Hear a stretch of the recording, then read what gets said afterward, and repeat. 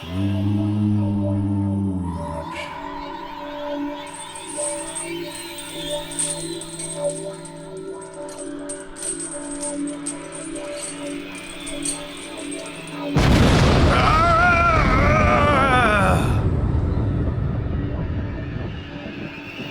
are you?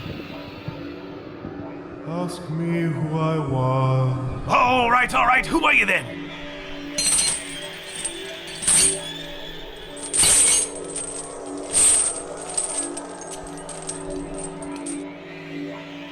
In life I was your partner, Jacob Marley. What do you want with me? I want to roll intro. In that case, can you roll intro? I can. Well, do it then.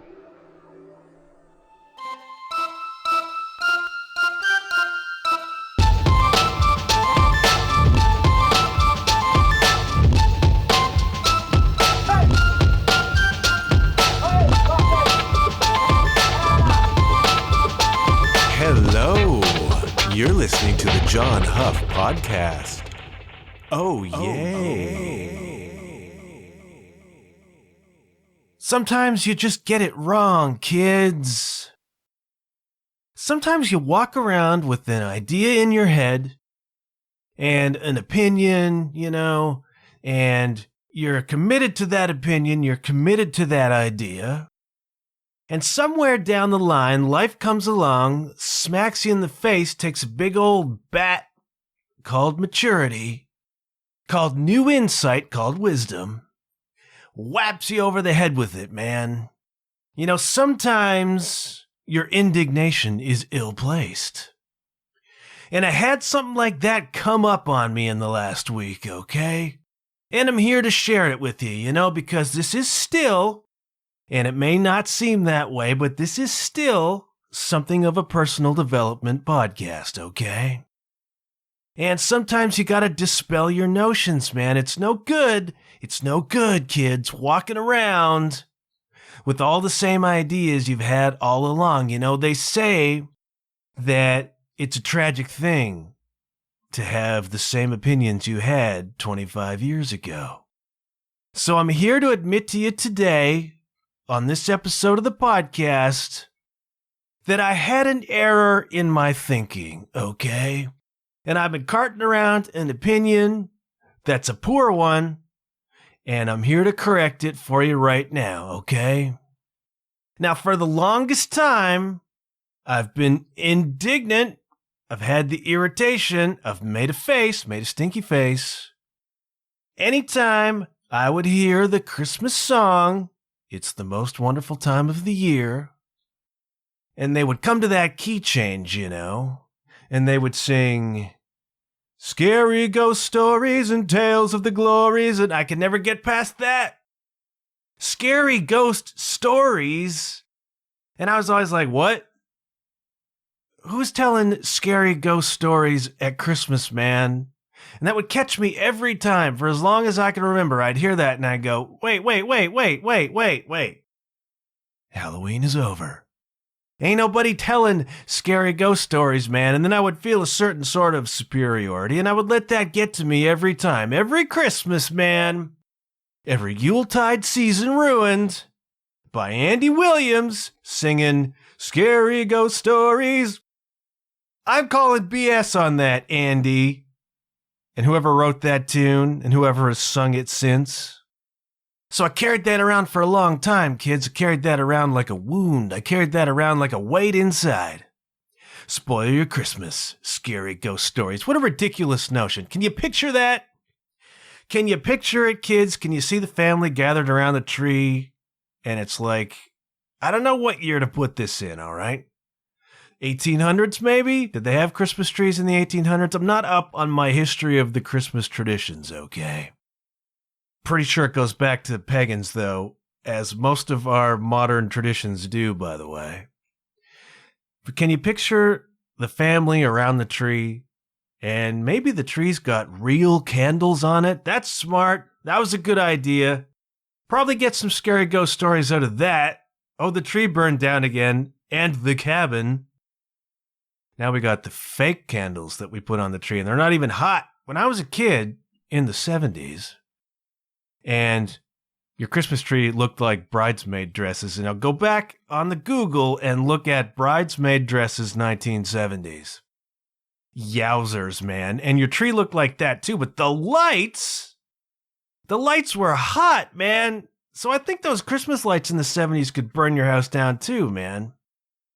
But I gotta tell you, one of my fondest memories of Christmas, and I have not smelled it in nigh on 40 odd years, is the smell of those lights heating up on the Christmas tree. You know, I can pull that into my nose memory, my memory, and I can sense those lights and I can smell them heating up, man. And that warms my cockles, kids. That is a fond Christmas memory. Even if it was a fire hazard. You know what I'm saying? So picture this old-timey family around the old-timey tree, right? And they're doing their Christmas tradition, and there's Dad with the candle up to his face, scary style, like we do with a flashlight. And he's telling the scary ghost story. And then Santa looked over his shoulder into the sleigh, and the hitchhiker was gone. Ooh! Get real, man. Never. That's just not a Christmas tradition, okay? So I thought. And I carried that around for a lot of years, man. An immature, an uninformed opinion, an arrogant opinion, reflective of a general arrogance in my life, kids.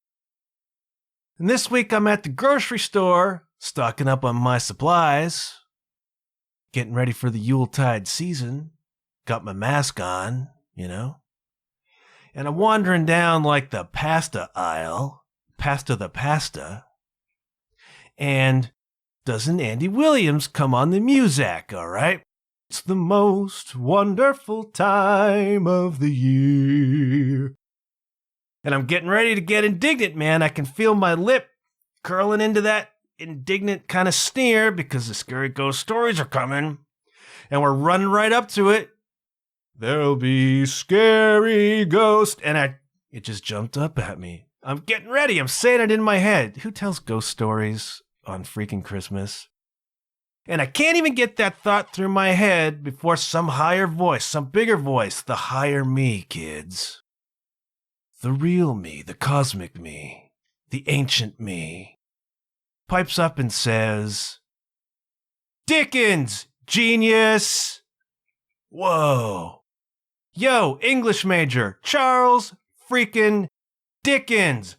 That's who tells ghost stories on Christmas, dude. And I had to stop right there in the aisle. Had to lean on my cart for a second as the scales fell away from my eyes. And another stupid, not thought out, arrogant, and tightly held on to opinion slipped through my fingers, kids. Charles freaking Dickens, arguably the greatest writer in the history of the English language. He tells ghost stories on Christmas, man. And not only does he tell ghost stories, he told, in my opinion, by my personal reckoning, the fourth most popular Christmas story in the history of Christmas. Now, I haven't got the pagan stories to tell you. I can't say what it was like, 3,000 years ago or whatever. But by our reckoning, all right, I'm putting A Christmas Carol by Charles Dickens at number 4, okay? Now, this is arguable. This is not an official list. But I think it's fair to say that number 1 is the Jesus story. I think we can agree on that, right? You know that story, don't you? That's the one where there was a woman and she was a virgin. And she told her husband that she was pregnant. And he went, what? And she said, God put the baby in her. So that was okay. I don't know what happened, all right? I was not there at the time. But that's got to be number 1, right? The Jesus story's got to be the number 1. Now, number 2 and number 3, that's where the debate comes in, okay? Because you got your Frosty and you got your Rudolph. And I'm not sure which one's 2 and which one's 3. The Rudolph message, I don't know, man, because they present that as an uplifting kind of thing, you know? Like everybody's got something to offer. But, you know, the other message is people can be dicks. You know? People can be prejudiced jerks, man. And Rudolph would have been within his rights to flip a hoof at all of them, you know, and fly away, you know? So I'm a little, you know, let's bully the guy with the red nose. I don't know if I can get behind that, you know?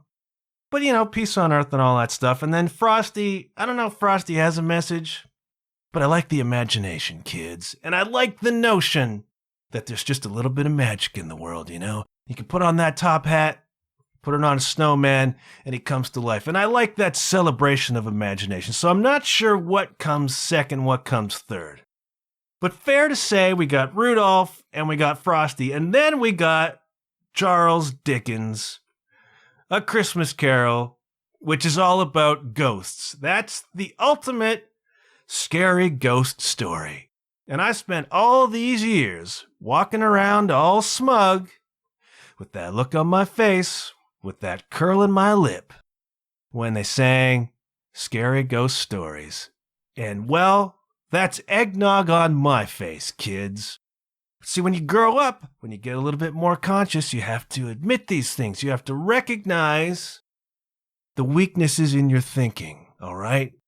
You've got to recognize where your thinking hasn't been mature, where you haven't really inquired into an issue and you've just formed an opinion and held tightly, egoically to that opinion without proper inquiry and without considering another point of view. So there I am, being all smug about scary ghost stories, ignoring one of the great stories ever told by one of the great writers to ever put quill to paper. And that's my lesson for you today, kids. Sometimes you gotta let go of your notions, you know what I'm saying? Sometimes you gotta admit you were wrong. And I was wrong about the most wonderful time of the year. And I gotta wear that for the rest of my life, you know, but I'm coming out now. I'm coming out here right now, and I am admitting my faults. And I hope if you have faults that you need to admit, you can face those with courage, and the rest of the world will embrace that you've admitted that and that you have raised your consciousness to another level, you know? Because that's what we should be doing, especially right now, where there seems to be a massive shift happening globally, and there's a lot of conflict, man. Worlds tend to fall with conflicts, you know? And I'm speaking even metaphorically, okay? Like if you're making a change inside, that usually is not a peaceful transition. Have you seen the meme that goes around, those of you who are into the spiritual, esoteric stuff? And there's like a picture at the top, and it's like a woman dancing through a field of flowers, and it says, what people think awakening is like. And then underneath is a woman who's falling apart, man. She's weeping, and she's curled up in bed, and it's like, it's a mess, man. It's carnage. And then it says, what awakening is actually like. Worlds change through conflict, whether that's internal or external or both. You know, things need to fall apart a lot of time before they can be rebuilt. And so it is with your notions of Christmas carols.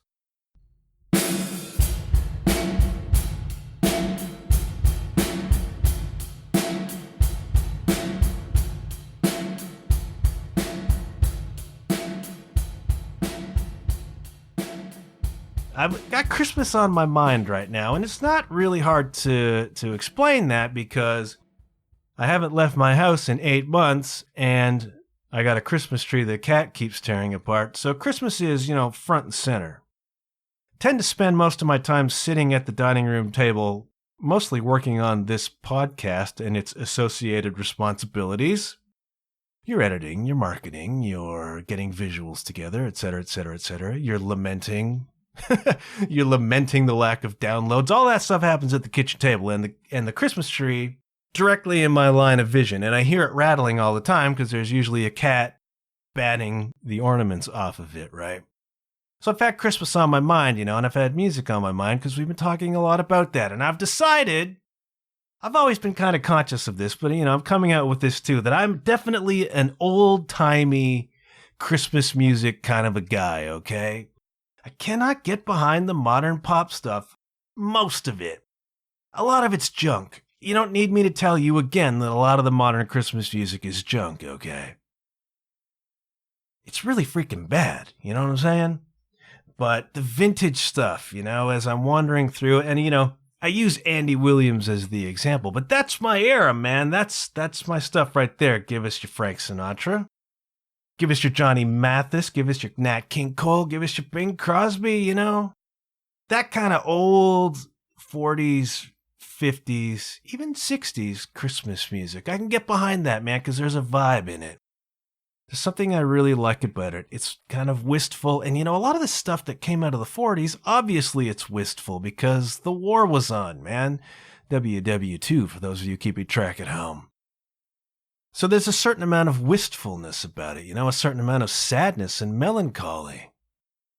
And one of my favorite things to do lately, not even lately, one of my favorite things to do since I thought to do it, is to listen to old-timey radio broadcasts. And you can do this on the YouTube, man. You can, just before I sat down here, I was listening to the Bob Hope Christmas broadcast from 1943. This is peak World War II, man. The Americans are fighting in Europe. They're fighting in the Pacific. It's peak World War II, 1943. And you can go on YouTube and you can hear this. It's Bob Hope special, and it's broadcast, all the networks coming together to broadcast kind of Christmas from the front. And they're literally going all around the world, and they're interviewing folks who are on aircraft carriers in the Pacific and people who are stationed in Europe and Italy and Africa, and they're talking to all these people from all over the world who are in the American Armed Forces, and they're serving, and they're some of them 3 Christmases away from home now.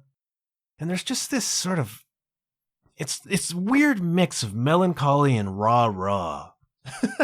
Cheerleading and I wish I was home, and so a song like I'll Be Home for Christmas, something like that, something with that sentiment takes on a special kind of extra edge in a circumstance like that. Those of us who are students of history, it's interesting to be able to project ourselves back in time, put on that radio broadcast and pretend we're there, and reach for a Lucky Strike cigarette because Lucky Strike cigarettes sponsored so many of those programs. There's even one that I was listening to that made me howl. And it was, I don't think it was a Christmas one. It was just a general, might have been New Year's Eve or something, radio broadcast from the 40s. Because that's what you do, kids. There was no TV or anything. You'd turn around, you'd tune in, all gathered around the radio, and Dad would tell a scary ghost story, and then you'd turn on the radio and hear what was happening, And there's one where the woman is introducing the show, and I can't do a 40s, 50s kind of radio voice. Those old newsreels, I don't know how they trained those people to talk.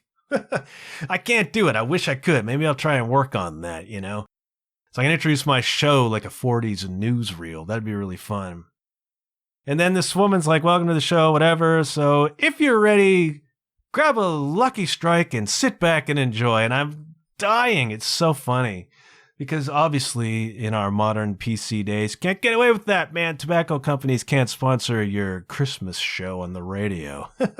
So grab a Lucky Strike and sit back and enjoy this podcast, kids. It'll warm your cockles. But you can go and listen to this stuff, and it's really powerful. Listening to the wartime radio broadcasts is really something, It's, we don't, those of us who are my age, don't have really a concept of this. I know we've had wars and stuff, but not something as all-consuming as World War II, where a kid on every block was gone, or more. And I don't know. For me, it's powerful. And I love that music. I was about to say I'm a closet big band guy, and I'm not even a closet big band guy. I love big band music. I have since I was a teenager. Give me your Glenn Miller and that kind of stuff. Give me your Count Basie. I really like that music. And so it follows, that if I'm calling up radio broadcasts from the 1940s, doesn't have to be Christmas, doesn't have to be New Year's, could just be anything that's available out there. It's going to be all that music, and there are fun ones where it's like the Guy Lombardo Orchestra live from X Theater, and they just play that straight on the radio, and it's like, it's really fun, man. And it's a different time and it's a different world. And it's like stepping back through generations. It's like stepping back through decades. And those of us who are affected by history, any train we can jump on to take us there, it's a really powerful thing. And I recommend you try it, especially Christmas. Go look up on the YouTube Christmas radio broadcast 1940s or 1950s, or even watch a TV one from the 50s, 60s, whatever. Get your Bob Hope, whatever. You might see Bing Crosby, you know? And it's, I don't know, it's just got so much, what's the word, man? Class seems kind of weird because television's television. But there's just a certain warmth to it. There's a certain, innocence is the wrong word too, because those people in the 40s who were enjoying those broadcasts also enjoyed the deployment of nuclear weapons. So, you know, innocence maybe not the right word, but there was a certain vibe back in the 40s. I recently watched the Midway movie on Prime, Netflix, whatever it was. That's the movie they made a few years ago about the Battle of Midway, and that's an important naval battle in the Pacific in World War II. A tide-turning, no pun intended, battle. And that doesn't matter for our purposes here. What matters is that there's a scene. There's a scene where some of the pilots go into like a club, right? It's Friday night, whatever. And there's somebody just singing on stage. There's a band playing. It's a big band, man, and this woman's singing. And it's the 40s, and I love that. I get, as I've said before, nostalgic for eras that I did not experience. I had a similar sort of experience this summer when I went to the drive-in. I'm not going to talk about it now. It's not on the agenda for today, but going to the drive-in this summer was like stepping back in time. It was the 70s, man. It was awesome. I love that stuff. And I like the old-timey Christmas music. But there's also some modern stuff that I like. And, well, I don't know how modern it is anymore, because there are two in particular Christmas records that get played in our house every Christmas, without fail, tree or no tree. And that is Harry Connick Jr., When My Heart Finds Christmas, 1993. That's a great one, man. And it's also fundamentally a big band record, because Harry Connick Jr. is fundamentally a big band guy, or at least was 20 years ago. And the other is A Charlie Brown Christmas. Of course. Wouldn't you have guessed that, kids? Knowing what you know about me, wouldn't you have guessed A Charlie Brown Christmas? But that's a kickin' jazz record, my friends. That's the Vince Guaraldi Trio. There's some conjecture about who actually played on it and who didn't. And I don't know what to say about that. Allegedly, what you hear in the actual Charlie Brown Christmas special, which is one of my favorite programs of all time, got to be a top 10. Allegedly, there was one group of players in the studio that recorded what we heard on the special, and Colin Bailey, I think, played drums on some of that. And then there's what we hear on the record, which is, I guess, different. And that's Jerry Granelli, the amazing, wonderful drummer Jerry Granelli, and Vince Guaraldi and whatever. And I don't know what's what, man, but the Vince Guaraldi Trio, in whatever form it was, whatever you hear, released just a killer jazz record. And it's the Charlie Brown Christmas soundtrack, man. And this came out in the 60s. And it's a wonderful record, man. And Jerry Granelli is such a great jazz player. He's just got all the stuff. He's still alive too, you know, he's still around. You can follow Jerry Granelli on Instagram, although I don't think he's updated his account in a couple of years, but that's a great record, and it comes out every Christmas, man. And so I was doing a little bit of research on that, all right, on the Charlie Brown Christmas soundtrack, the album, and the Harry Connick Jr., When My Heart Finds Christmas. Two great jazz albums that are Christmas. And the Harry Connick Jr. record is like, there's moments, right? There's like quiet, you know, gentle, Silent Night Christmas kind of tunes. But there's also big, boisterous New Orleans second line kind of grooves happening, you know, and big jazz tunes and big band songs. Really great record. A lot of ups and downs, man. A lot of vibe. I like that album. If you don't have it, you should check it out.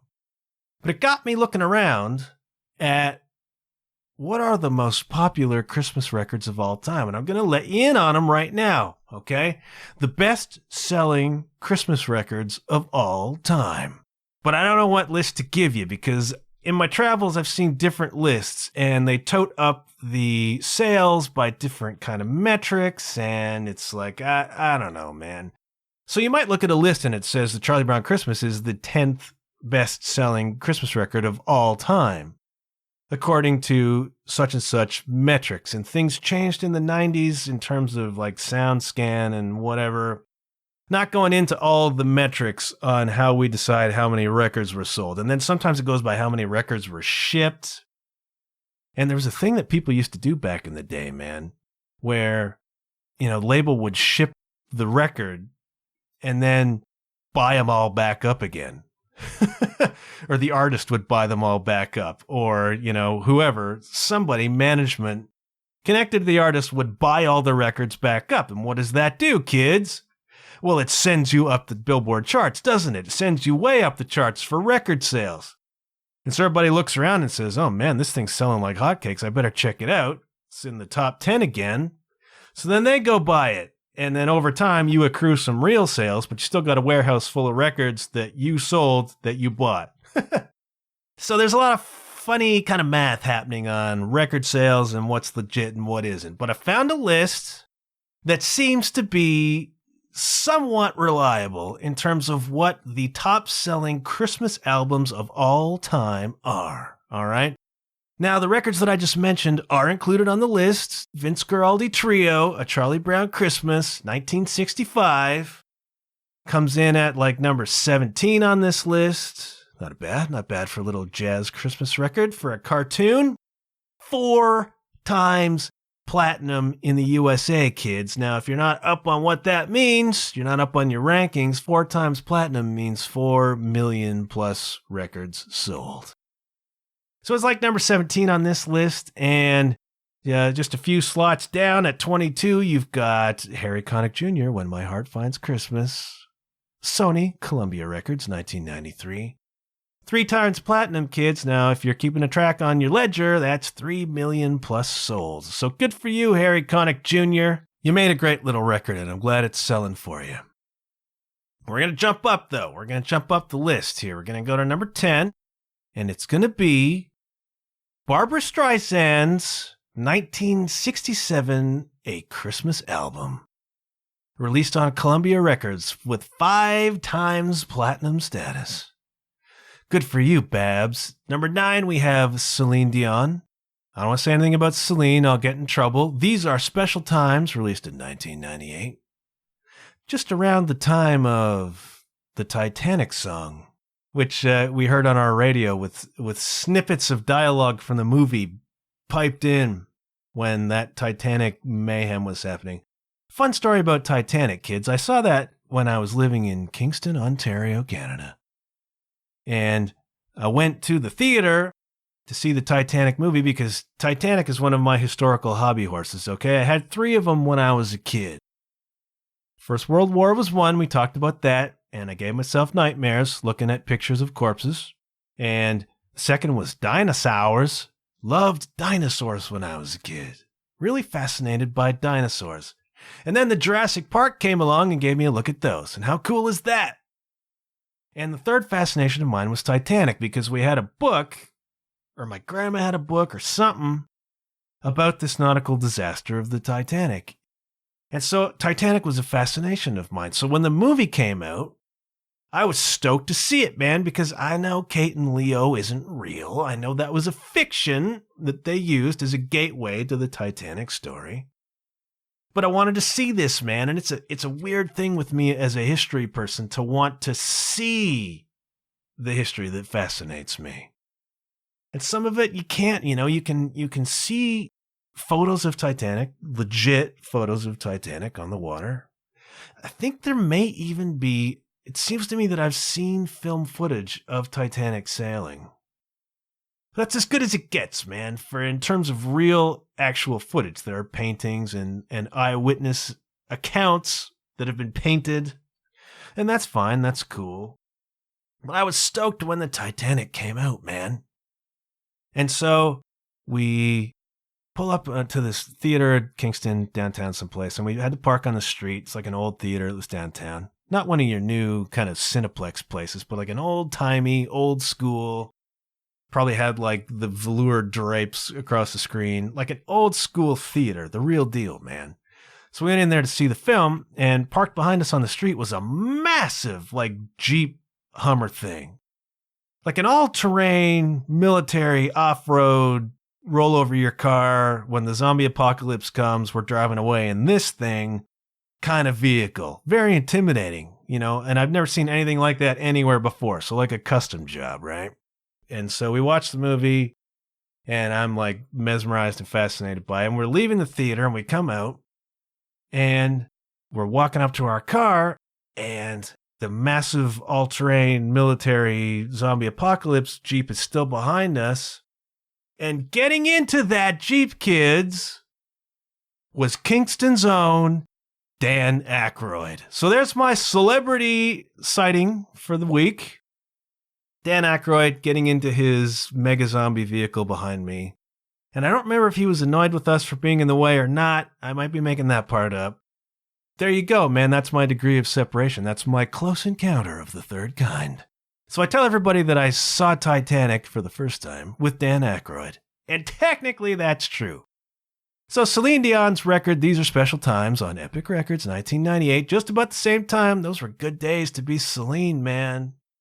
I wish I could do a Celine kind of impersonation. I can't, but others can, and they're really good at it. Celine sold 5 million copies in the US of These Are Special Times, and I've never heard that record, and I don't intend to. Now we go to the next one, number 8 this would be. Nat King Cole's The Christmas Song. Nat sold 6 million copies of that, man, and I am all down with Nat King Cole, man. You pull that stuff out of the 60s, it's like big band stuff. Classy, it's cool, man. None of this, like, I don't know when people started, you know, deciding that you can't hold a note and just hold a note. You got to hold a note and sing 87 other freaking notes, and you got to sing it at the top of your lungs. I don't know what happened to subtlety, kids, but when I'm walking through the grocery store, pasta the pasta, and I hear most of the modern Christmas music, I want to scream. I'm feeling anything but Christmassy because these people are yelling at me about their holly jolly. Let's tone it down, kids. Let's have a little bit of class, man. Christmas is supposed to be just a little bit quiet, okay? Nat King Cole knew that, and Nat King Cole's Christmas Song sold 6 million copies, man. And according to this Wikipedia page, originally released in 1960 under the title The Magic of Christmas. Good on you, Nat. Now we go to number 7 and number 6. I don't know these records at all, but someone called Mannheim Steamroller. Do you kids know Mannheim Steamroller? Mannheim Steamroller is an American neoclassical new age music group founded by percussionist-composer Chip Davis that is known primarily for its Fresh Air series of albums, which blend classical music with elements of new age and rock, and for its modern recordings of Christmas music. I've probably heard this stuff. Probably heard this stuff somewhere, but I can't really pick it out. But I don't know what number we're at now. Let's see. 7 and 6. Mannheim Steamroller dropped 2 Christmas records. Mannheim Steamroller Christmas and A Fresh Air Christmas. That's 1984 and 1988 respectively. Combined total 12 million copies, kids. There's something to be said for dropping a good Christmas record, you know what I'm saying? So then we come to number 5, Mariah Carey's Merry Christmas. What else could it be? You've got to hear that freaking song 80 million times over the Christmas season. And I actually played it last year. Oh yeah, kids, I played that song. You know the one I mean. All I want for Christmas is you. All I want for Christmas is to not hear that song. But I played it on a Christmas radio special of my own. So that's number 5. Number 4. Various released a lot of records, man. Like, that's probably the most prolific band of all time. Various. Anyways, Various released a record called Now That's What I Call Christmas in 2001. Never heard it that I can remember, but they sold 6 million copies. Number 3, Josh Groban. Good old Josh Groban, man. Sold 6 million copies of his 2000 record, Noel. Good for you, Josh. It gets better. Number 2 on this list. Hold on to your hats, kids. Kenny G. Good old Kenny G. Sax Man, Miracles the Holiday album on Arista Records, 1994. 8 million copies, kids. Sit and think about that for a while. We do love our sax at Christmas. We love sax at Christmas. Kenny G, 1994. And that brings us to the number 1 top-selling Christmas album of all time. What are your guesses, kids? You're sitting thinking about it right now. It's Tuesday afternoon. This podcast has just come out. You're feeling all holly jolly. You're thinking about the Christmas music. You're thinking about all the things that you've got wrong in your life that you need to confess now and change your way of thinking. And you're thinking to yourself, the number 1 selling Christmas album of all time. Well, it's got to be Bing Crosby, doesn't it? Isn't it Bing? Is it somebody else? Did Beethoven drop one that we're forgetting about? The King, man. Elvis Presley. Elvis Parsley, as Walk with the Ann used to say on his cooking show. Elvis's Christmas album, released there's some conjecture about that too. All right, there was a 1957 record, Elvis's Christmas record, Elvis's Christmas album. Then there was a 1970 that was like some of those tunes and some different tunes. I don't know how this worked, but the collection of Elvis's Christmas album sold by some reckonings and by sites that I've looked at upwards of 20 million copies, man. The king of Christmas. And it's not close. Like, he sold like 2 or 3 times more than anybody else. So good on you, King. And we all know that one, don't we? From around the blue, Christmas without you.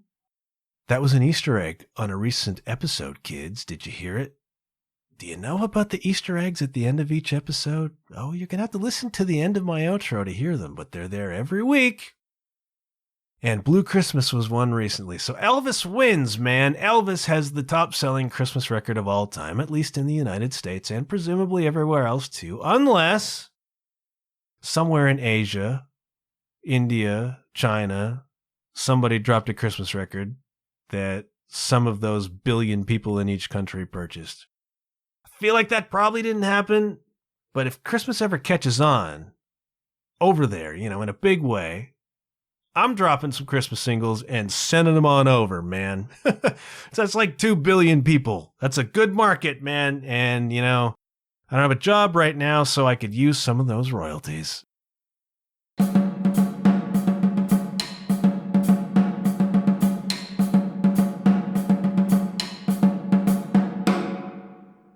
All right, kids, I got to give you some shout outs here, okay? We're getting a little bit on in this episode, but I want to acknowledge the listeners of the podcast for what they bring to me.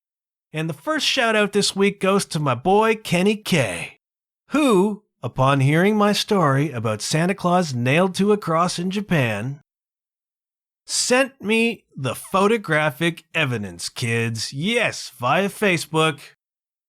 Kenny K sent me a photo, and there it is. There's people kind of gathered around the front of a department store. There's a display case looking right out on the road, and there's a big old wooden cross, and there's a big old Santa Claus nailed to it. Got the spikes through his hands. And I don't know if it's real or not, and you can't say definitively that it's Japan, but the rumor appears to be confirmed. None of us gaijins saw that with our own eyes. But there it was, Kenny K. I appreciate you checking into the efficacy of that story. That's great photographic journalism. Appreciate it. And yeah, I don't know. What else can I say, man? That is a cultural faux pas of the highest order. And I think it's a great one. So thank you, Kenny K. And I got to give a shout out to my boy, James. James came along and ordered what remained of my John Huff podcast t-shirts, which means a holly jolly Christmas for your humble host. James ordered 4 shirts from me for the family, man, I appreciate that. Thank you so much. Another of my oldest friends, James. And I do appreciate you stepping up to order those shirts. I got one left, I think. I got one men's XL left of my original merch order. And I haven't pushed those super duper hard. I have a problem with pushing super duper hard about the merch. Or pushing super duper hard about publicizing the show. I still have a lot of cognitive dissonance, okay? I still get torn sometimes about what I'm doing. What I'm doing here, man, because I don't want this to be an ego project. You know, my meltdown this summer was about releasing ego. It was about not working from ego anymore. It was about working from a higher place. It was about working from consciousness. It was about working from love, okay? And I have a real issue with myself, kind of personally, privately, I guess not so privately anymore, about doing a solo podcast because it seems so self-serving. A lot of S's there, man. Got to be careful with the sibilants, you know what I mean? Tom Hanks, sibilants. But it does seem kind of egoic to be running a solo podcast, which is largely about myself. And so I try on every episode to offer, you know, a nugget of wisdom, even if it's a little bit goofy, like my revelation about the most wonderful time of the year.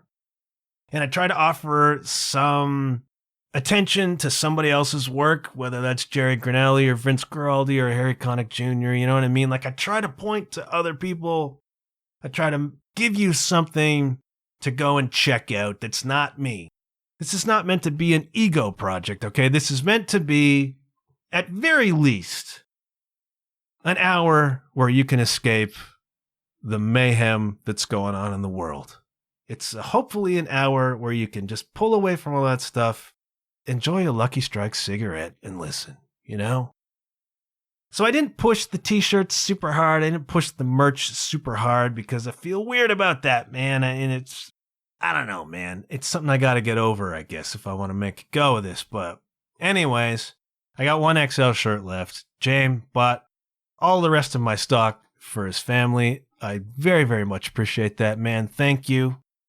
And there will perhaps be another merch run in the new year at some point. And if you're interested in getting a John Huff Podcast t-shirt, let me know, and that might spur me to go ahead with the merch run, you know what I'm saying? Because it takes a little bit of outlay.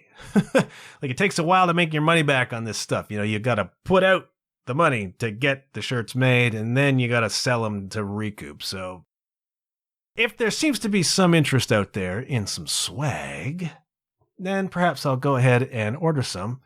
And we'll just see. Let me know. And I do appreciate it, James. Thanks very much. Thanks to all the other people who bought shirts during this merch run, which has been like a year because, again, I didn't say a lot about them. Really cool shirts, though, made by our own Denny Goche, man of all trades, man for all seasons. Denny's tearing a bus apart right now and turning it into a house, and the man turns out a fine t-shirt, all right? So thanks to James, and kudos to Kenny K. And I got to give another Dues shout out. Dues is soon going to be running this program, all right? Now, if you're listening last time, you know that Dues picked Y&T's Don't Stop Running as my favorite hair metal song, even though we'd never talked about that before. And then this week, Dues writes up and he says, you know, I had a paper route, and with my paper route money, I bought the Pac-Man Fever record. So I don't know whose story I'm telling here, man. Am I telling my story or am I telling Dudes'? Or are we living a kind of parallel life? Or is it everybody's story from that era? I don't know, man. Maybe you had the Pac-Man Fever album too. But I find that cool, and as I said to Dudes, dude, if you have a 45 in your house of Love Grows Where My Rosemary Goes, then you're taking over this program, man. So that was a really freaking weird thing. You know what I'm saying? So thanks to all those guys, and thanks to everybody who's been listening. I certainly appreciate it. I appreciate the notes of compliment. I appreciate the feedback that I've been getting from people. And, you know, I don't want to plug the leave a review thing again because that feels weird, but, you know, leave a review. Could you leave a review, please? Just go on Apple, hit 5 stars, and say, I really like this podcast. He's weird, and I'm not sure what he's talking about most of the time, but he likes Y&T and so do I. Something like that, you know what I mean? And I would appreciate that. I appreciate all the support I've been getting. I'm going to leave you with one more thing, okay? We talked about the Christmas music. I'm going to leave you with a Christmas movie recommendation, okay? Now, this is for your history people. This is not so much sleigh bells and that kind of stuff. This is a First World War movie called Joyeux Noël, okay? Go and find it. I'm not sure where it is. You can probably get it on YouTube, if not anywhere else. I forget what year it was released, but Joyeux Noël is a movie about the Christmas truce of 1914. When what happened was, Christmas Eve 1914, the first year of the war, the First World War, on the Western Front, the soldiers on both sides declared an unofficial ceasefire, came out of their trenches, walked into no man's land, shaken, waiting for a bullet. But they came out together, Germans, French, English, Canadians weren't there yet, and met in no man's land, Christmas Eve, and shared some Lucky Strike cigarettes. I kid you not. They might not have been Lucky Strikes. But the soldiers from both sides came out and fraternized, man. And they played football matches against each other. Real football, Americans. Football, soccer. They played soccer in the no man's land, you know, and they collected bodies and they shared chocolate and cigarettes and showed each other pictures of their family. And they had this incredibly human moment in, you know, among the least of all human places. And it legit happened. And the ceasefire went for a couple of days in some spots, where these people who had been killing each other for months, and if you're not up on it, the first 3 or so months of the First World War were a freaking carnage, okay? And I want to bring you down, man. I don't want to cool your cockles. But the reason that trenches happened in the First World War is because they figured out that not being in a trench meant certain death with the weapons that they had at the time. And the period of time in which they figured out that not being in a trench was certain death was the first 3 months of the First World War, okay? August, September, October, into November. And I'm not going to give you the whole story here, but at a certain point, they're like, we better dig because we're getting mowed down by the tens of thousands. And a staggeringly high percentage of the casualties of the entire war came in that first 3 months. Because it was open warfare, kids. People walking across fields into machine guns and artillery fire, okay? There's nowhere to hide. They had to build places to hide once they figured out they were dying by the tens of thousands walking across these fields, okay? So these soldiers, the 1914 Christmas truce soldiers, had been through all of that. And that's who came out of the trenches. The people who had been through that came out of the trenches, met in middle ground, had a Lucky Strike cigarette together. And that's the humanity of that war, man. And there's a movie about it called Joyeux Noël. So if you're at all interested in history, if you're at all interested in the war, you're not up on the Christmas truce, or like all of us history people, you just kind of want to be able to see it. That's a cool movie. It's a good movie, and it's a touching movie. So go watch Joyeux Noël. If World War II's more your thing, you can check out the Midway thing. And I just watched Peter Jackson's documentary, They Shall Not Grow Old. And that is really, really something. I'm rapidly running out of time here, but Peter Jackson, you know, Lord of the Rings, Peter Jackson got a hold of this archival footage, I think, from the Imperial War Museum and, you know, British archives, whatever. And they restored this contemporary, this First World War footage. They restored it. They colorized it. They put incredible sound effects on it. They turned it into a movie, kids. They turned it into a full-color, theatrical. This is real archival footage, man.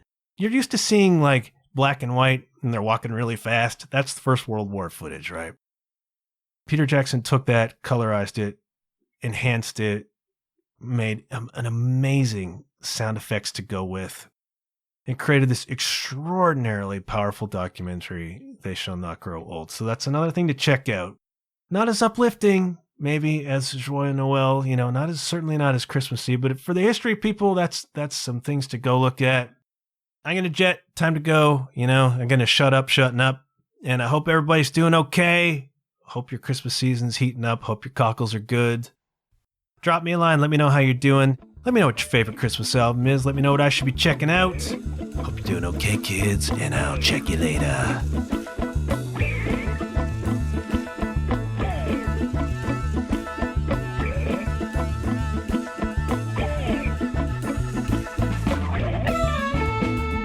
Thank you once again, gentle listener, for taking in today's show.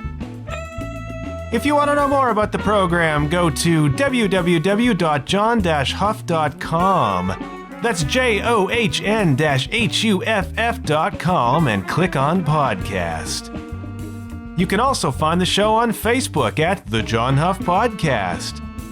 If you're an Instagram person, you can find me at JW_Huff. If you're a Twitter person, you can find me at @JWSHuff. No matter where you listen to the show, please do me a big, big favor and leave a rating and review. Preferably a positive one. That's all the time we have for today, but I'll be back very soon. Until then, keep your wits about you and remember, good things happen when you put yourself out there. Bye for now.